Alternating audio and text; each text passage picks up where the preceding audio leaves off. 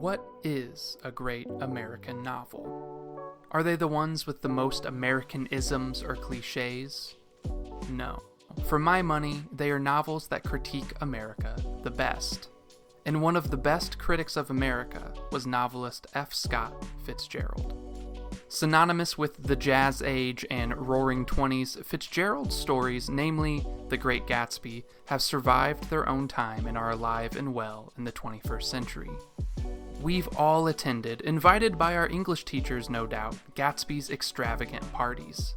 We've borne witness to the love triangles and crimes of his tales. And they've been used over and over as an example of America at that time. New money, old money, excess and pleasure. Fitzgerald's America is one of frauds and foolish romantics chasing a dream now long dead. But I've begun to wonder just how dated his vision of America truly is. Last year I read Tender is the Night and was shocked to find how much it resonated with me. While its characters were indeed foreign, a young Hollywood starlet and wealthy expats enjoying the French Riviera, what they represented fit easily within my experience of 2022 and now 2023 America. The novel's protagonist, Dick Diver, is more than an avatar of Fitzgerald's own troubles or a critique of a certain time period.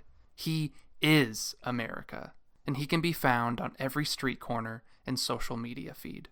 Tell me if you recognize him. He is gregarious and wealthy, accomplished in his field, if not more so in word than in action. He attracts attention because he gives it so well.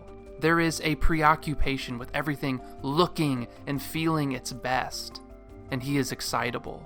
So much so that Fitzgerald writes, "This excitement about things reached an intensity out of proportion to their importance, generating a really extraordinary virtuosity with people, save among a few of the tough-minded and perennially suspicious. He had the power of arousing a fascinated and uncritical love. More important than his abilities to give and gain attention are his targets for it. Dick is drawn to youth and beauty, to anything new or innocent. That's what I love about these high school girls, man. I get older, they stay the same age." And the reason for this could not be any more cliche in today's time, because Dick is a man of promise unfulfilled. He took his charms and intelligence and cashed in on them far too early, and now he hides this loss of potential through elaborate parties and a revolving door of friends. He hasn't done anything of note in psychiatry for years, endlessly toying with an expansion on his first book and living off his wife's inherited wealth, trying to pass it off as his own. Young women like Rosemary remind him of who he once was, while also being too inexperienced to see through his charades.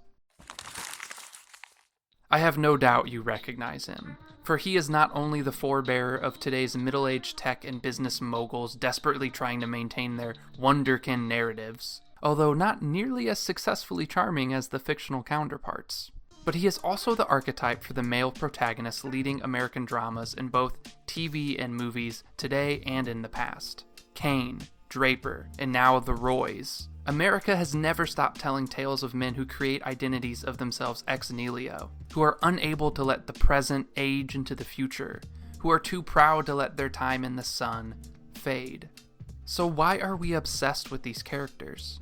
Why do we keep telling stories about them? Because they embody the very country they rise and fall within. Through his novels, Fitzgerald revealed a country that, in today's parlance, couldn't live up to its own hype. A country whose myths told tales of bootstraps that picked themselves up and guaranteed that anyone can find and create happiness. It is wealthy, yes, extremely so, but beneath the jewelry and fine clothes is a moral and mental ruin. America is not the country it set out to be, but we love pretending it is. Reading Tender is the Night today spoils the story. It's hard not to see through Dick's vacuous charms, to see the writing on the wall for his life. Because our news feeds and television programs are filled with men just like him. Fitzgerald's protagonists were meant to critique the country, and this country turned them into role models. I see Jay Gatsby and Dick Diver everywhere. On the news and headlines on Facebook and Instagram, and especially Twitter.